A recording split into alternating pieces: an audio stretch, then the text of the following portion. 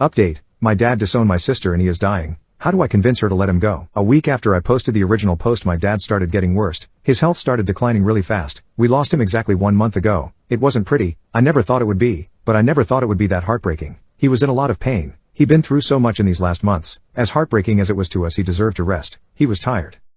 In the end, he was lucid enough to say his goodbyes to me and my older brothers. Hearing him saying what he said to me was one of the most painful and beautiful moments of my life. His words to me meant a lot. I won't say exactly what he said because I believe that it's just too personal. He said goodbye to my daughters, 11-month and 2-year-old. It was just like when I was a kid. He gave them a kiss on the forehead, told them to be good girls, and said that he loved them. It was something I won't ever forget, and it hurts like hell that they are so young to understand what happened. They still ask about Grandpa, and every time I try to explain to them that he isn't coming back, they don't seem to understand that, and how can I blame them? I'm only 27 years old. I honestly don't get it. I was supposed to get a lot more years with my dad. It doesn't seem fair at all.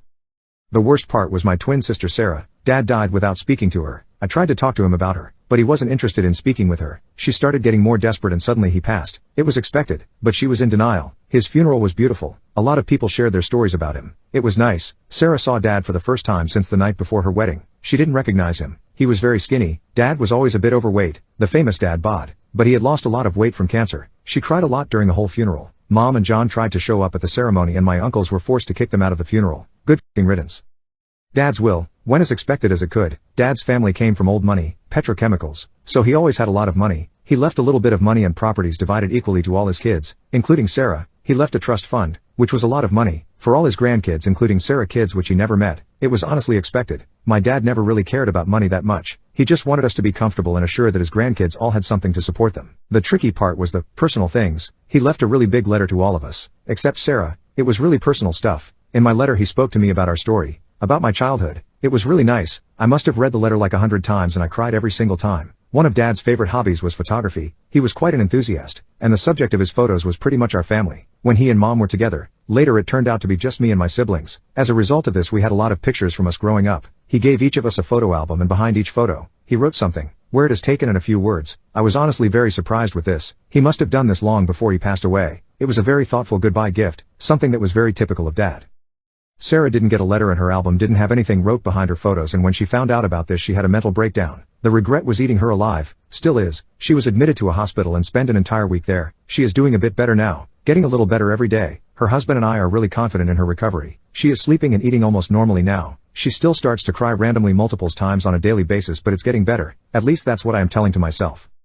Which bring us to last week. My wife and I discovered that we are expecting again. It wasn't planned or anything like that. My wife switched birth controls last month and she spends a week without taking the pill. Is still very early in her pregnancy, so we haven't told anyone yet. The thing is that I'm really angry. I'm angry that my future kid is not gonna be able to meet Dad. I'm pissed honestly. It doesn't seem fair at all. I'm angry and I'm scared. My dad was supposed to guide me in the whole parenthood process. He was teaching me a lot of us with my daughters. I'm scared of doing this without him. I'm scared of not being a good father like he was to me because my kids deserve that.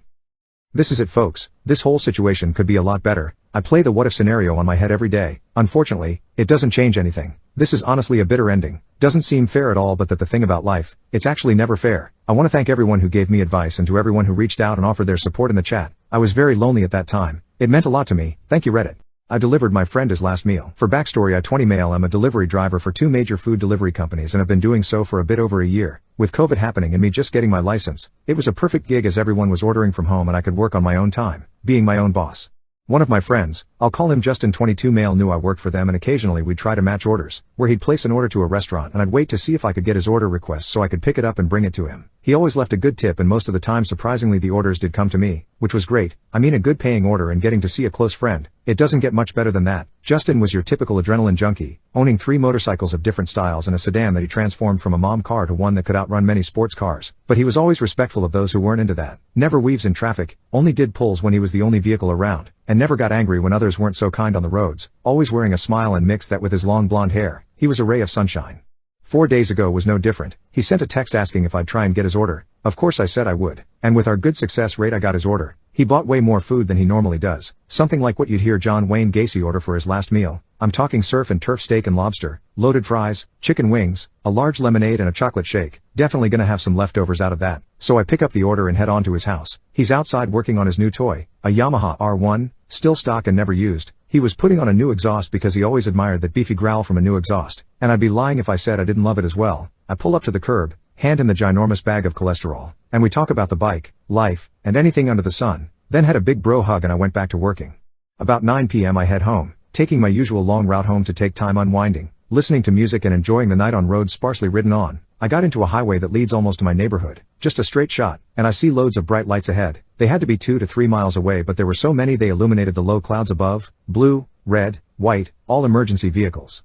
I approached with a little bit of traffic accumulated moving past pretty slowly, being nosy like everyone else trying to see what happened. At first I just saw a white sedan with its hood almost split in half, and assumed they had hit one of the streetlights, but there wasn't any streetlight damage anywhere. I jokingly said to myself, I hope Justin wasn't involved, knowing he never came down this road for anything. But that quickly became my fear being recognized. Blue bits of plastic were strewn on the pavement like glass, the same color as Justin's new bike, and then one of his shoes in a field off the road. My mind didn't try to make excuses in thinking it was someone else because it knew. I just knew. I never saw the wreckage of the bike, but seeing the front end of the sedan all but confirmed Justin wasn't alive. And I was right. I screamed in that car in the most guttural yell I've ever produced. Apparently loud enough the firefighters standing around heard it and looked at me like I was some zombie. My friend was gone and I knew it. I had to pull over practically blind from tears blocking my vision and my head shaking violently. A cop walked up asking who I was, and I explained to him in maybe 2 sentences worth of words spread out over 2 minutes of sobs and gasps. He explained what they believe happened, but I didn't hear a word from him. Everything he said shot right out the other ear. The only sound was ringing. I later found out that he was in fact alone on that side of the highway, doing a pull at what they assume was 120 plus miles per hour, and the sedan, with no headlights or any lights on, made an illegal left turn to get into a neighborhood, which made him drive going the wrong way for a couple yards. Justin couldn't react and the impact practically made the bike explode, and the sedan looked like a semi had hit it. The sedan driver was in critical condition but is expected to survive, somehow, and the impact took away Justin immediately. They don't even think his brain could have processed everything going on before the collision. His gear was almost shredded, but it was the only thing keeping him together.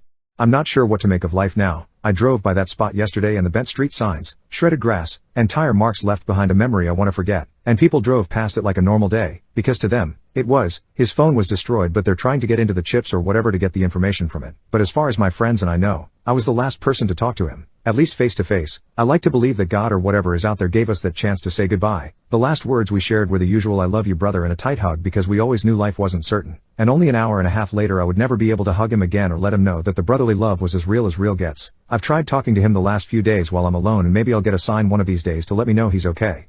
I'm not sure why I'm sharing this. Maybe it's a need to release and vent. Maybe it can be educational, or maybe just to occupy my mind for a few minutes typing it out. I don't know. But if anything can be learned from my friend, it's to enjoy life in every moment, whether it's good or bad, because in life there is everything you've ever known, your dreams, aspirations, goals, friends, family, everything we know is here. Don't let that go to waste. Always hug your homies. Always let those you love know that you love them. And don't ever say goodbye to someone until you both feel the love reciprocated. You never, and I mean never, know when your or someone else's time to leave is. I love you brother.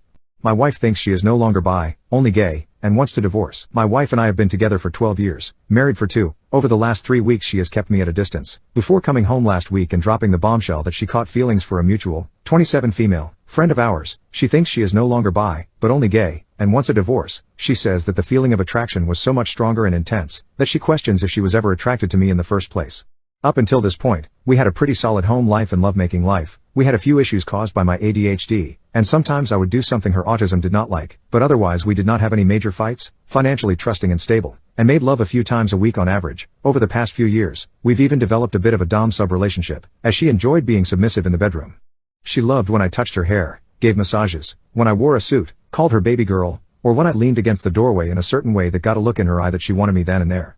I am at a complete loss. Up until a few weeks ago, we had always told each other it was us against the world forever, no matter what. We've been through family deaths and job losses together, and we even started our life together when we finished high school and went through college. I don't know how to even begin processing this. I had to beg for even 2 weeks to try and confirm feelings, go to couples counseling, and look into options together as a couple. That 2-week period will be over on June 2nd. I don't think it is nearly enough time to even begin digging into this together, and I don't know how to begin to process this or what our options are.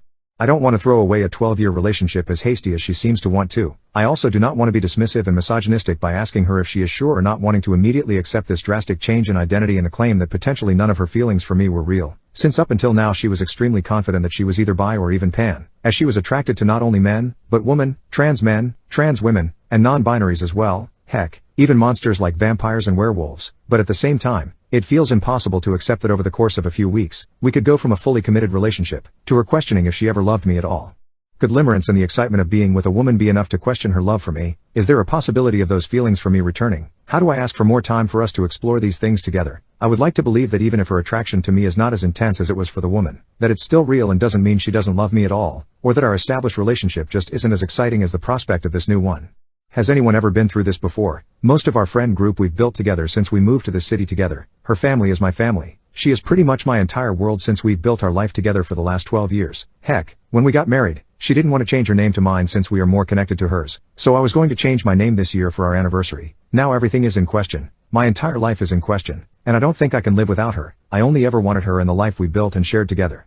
I've started therapy in addition to the couples counseling she reluctantly agreed to, but my insurance is through her work since I lost my job last year and my new job doesn't have as good of insurance as my old one. So if this does happen, I won't even be able to afford the therapy to climb out of the hole. How do I even begin to process this information? Our entire life completely changed virtually overnight. Is there even a tiny chance we can find the happiness we shared again? My ex is paralyzed now and I'm happy about it. I was with my last ex for 4 years. I loved him so much and I wanted to spend the rest of my life with him. I caught him texting other women. I should have ended it then, but I loved him so much I just ignored it. I buried the hurt and shame. The abuse cycle started, gradually withdrawing love until my bar got lower and lower. Then he started to become physical. I should have ended it then. I didn't want to admit that I allowed myself to be in a relationship like that. He ended up getting locked up for something unrelated to me. I should have ended it then. I thought if I proved how ride or die I was, he would finally appreciate me. When he came home it all started again. He put a cigarette out on my arm, leaving me with what I assume was a third-degree burn. It never hurt and it healed, but the flesh under the scar isn't there. I got multiple concussions. One of my teeth was knocked back because of him and I needed to get a root canal. The physical was nothing compared to the emotional and psychological. If I wanted affection he would stonewall me. If I wanted to be left alone he would poke at me until I blew up. Then he'd blame me for leaving. I don't want to be around you when you want to fight. Everything I did or thought was wrong. My anxiety was through the roof. Eventually he forced me to take a loan out for a car. I wasn't in a position to say no. I knew he could afford the car note and I was still desperate to make him respect me. I didn't even realize how scared I was. I finally told him I was done when I found out he was getting with multiple other women. Something I knew deep down, but I didn't trust myself enough to believe until I had proof. He refused to leave my house. I didn't have enough money to force him out of my home that I own. I was so stuck. One weekend, he went out like he always did and he didn't come home that night. I wasn't surprised. I wasn't even concerned. I was used to not knowing where he was. Then his friend showed up at my house looking for him. He told me the police had tried to pull him over and he sped off. No one had heard from him since. I got a call later that he was unconscious in the hospital. He had a spinal injury from being thrown from the car at 150 miles per hour. The cops said before he passed out he was screaming that he couldn't feel his legs. I was by his side in the hospital because his mom wouldn't come unless someone paid her way. His co-workers eventually paid for her gas and hotel room. They came to visit and spoke so highly of him. They knew the man I fell for. The mask. It took me a while to process, but I realized this was my out. I started to get excited looking at him totally helpless. All the times he did hurtful things, or when I was squeezed so hard I couldn't breath and now he couldn't even breath on his own. That made me feel so secure. He couldn't hurt me anymore. Parts of me I thought had died were coming back to life. A lot happened during his recovery. A co-worker took him in. I told the co-worker to get his stuff from my house. I explained the hurtfulness to warn her, but I knew she wouldn't believe me and she didn't. He could only wear the mask for so long though. She eventually kicked him out. Now he's living with his mom. He is impotent. He's incontinent. And he's totally paralyzed from the belly button down. He will never make love with another woman. He will never be fully independent. For him that is a fate worse than death, and I couldn't be happier. Of course the car was totaled and he'll never pay for the car note. My insurance was unsympathetic to my situation, so I have about $8,000 left to pay. My best friend moved in with me and her rent covers the payment for now. Money is tight, but it feels so dang good to be free. My wife and I opened our marriage. I hooked up with someone my wife feels I should have known was off limits. This isn't a revenge story. I'm not unhappy with an open marriage and a non-monogamous lifestyle so far, and things have been going well up until now. Just want to make that clear before someone says I need to divorce my wife or act like she's the villain. She's not a villain, and I just want to know what a good way to get past this is. My wife and I got married very, very young, 19 and 18, which now we consider a happy mistake. We both agree we shouldn't have gotten married that young and should have waited it out so we could mature a bit more, but we are both still happy together and very deeply in love with each other. We are 28 and 29 now and coming up on 10 years. No kids yet, but we plan to have kids by 35. So as a consequence of being high school sweethearts, we don't have very much intimate experience outside of each other. We both were kinda curious after she discovered she was also into women, and so we started experimenting with adding another woman to the bedroom. Earlier this year it came out that we both kinda felt like we missed out on dating around and intimately exploring ourselves, so we decided to open the marriage.